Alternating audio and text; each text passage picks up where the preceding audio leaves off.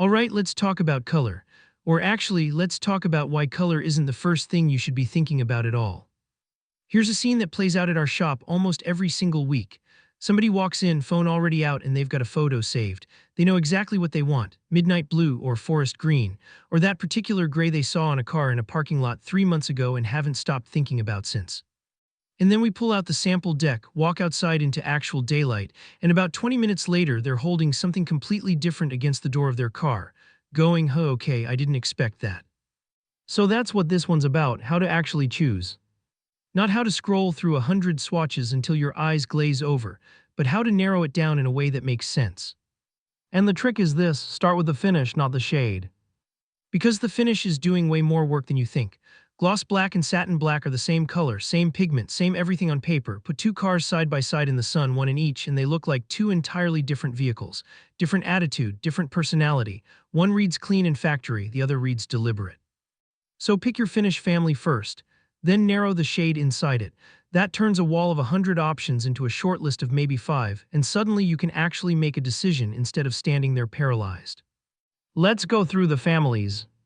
First one, gloss. Gloss reflects light the same way fresh paint does. That's the whole thing. It reads as factory rather than modified, so if you want your car to look sharp and clean instead of loud, gloss is the safe bet. There's a practical upside too. Gloss hides light swirl marks better than anything else out there because the reflection breaks up the small imperfections before your eye ever registers them. Second, satin. Satin sits right in the middle, soft sheen, no mirror reflection. It's the one that looks expensive without shouting about it, and honestly, it's the most requested finish we install. It's also forgiving on a daily driver. Dust and water spots just don't jump out at you the way they do on a flat finish. If you're not sure where to start, start here. Third, matte. Matte kills reflection completely. Totally flat, and it does this thing where it sharpens up your body lines because there's no shine competing with them. It looks incredible. And this is a real, but matte shows fingerprints and hand oil more than anything else. So if you're parking on the street in the Marigny or over in the quarter where people are squeezing past your fenders every night just to get down the sidewalk, matte is going to ask more of you, not saying don't do it. Just know what you're signing up for. Fourth, metallic and pearl.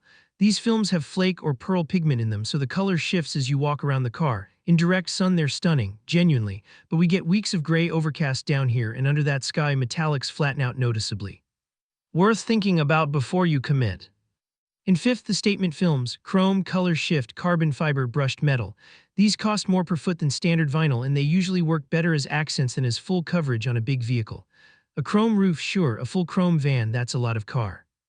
Okay, now let's talk about something people don't factor in enough, which is where you actually live.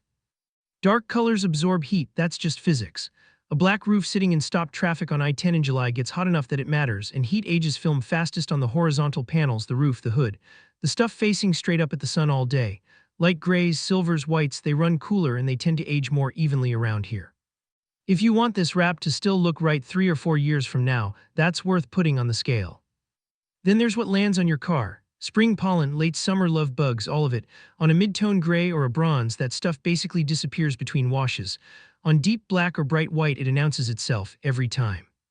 Now, work vehicles are a completely different conversation, and I want to be clear about that. On a personal car, taste drives the decision. It's your car, get what you love. On a work truck, legibility drives everything.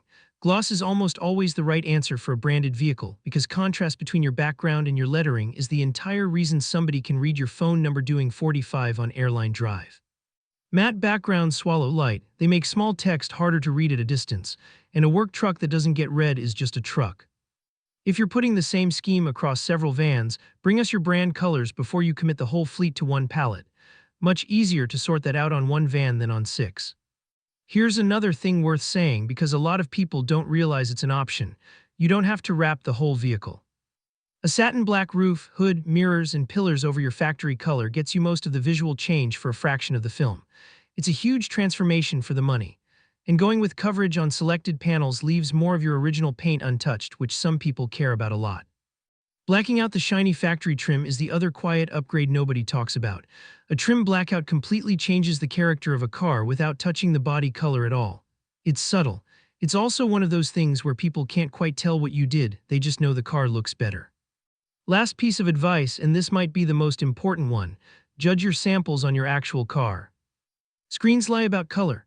They lie hardest about metallics and color shift films, where monitor calibration and photo lighting are doing most of the heavy lifting in whatever image you're looking at. Come by, hold the real sample against the real panel outdoors in real light. The curves on your car, the creases, the trim that's already on there, all of it changes how a shade reads. Every time. And once you've picked, protect it. Every finish scratches and the front end takes the worst of it out on the causeway and I-10. Clear protective film over the bumper, the hood edge, the mirrors that keeps rock chips from cutting straight through your brand new color. Matte and satin also need the right soap and absolutely no automatic brush washes. Ever. So think about your care habits before the film goes on, not after you're already living with it. So that's the framework. Finish first, then shade, weigh the weather, be honest about how you park and how you wash, and see it in person before you commit. If you're ready to start narrowing it down, we're Car Wrap New Orleans, and you can come by the shop or just give us a call. Tell us what you're driving and the look you're chasing, and we'll pull samples that actually fit. The number's 504-766-3480. Come see them in daylight, that's when it clicks.